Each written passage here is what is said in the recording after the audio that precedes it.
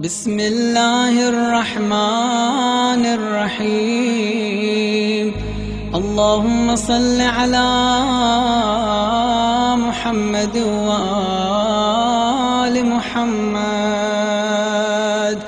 اللهم كن لوليك الحجة ابن الحسن صلواتك عليه وعلى آبائه في هذه الساعة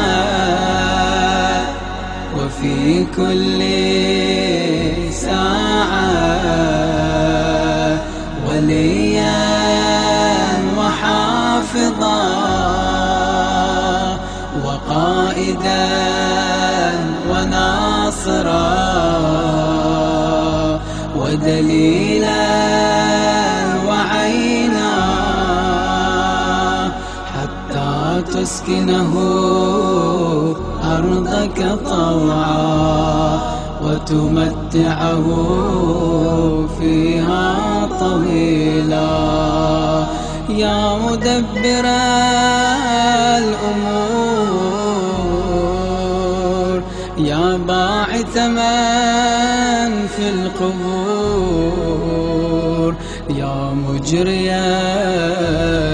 البحور، يا ملين الحديد لداود، صل على محمد وآل محمد، وافعل بنا ما أنت أهله في الدين والدنيا برحمتك يا أرحم الراحمين. وصلى الله على محمد وآله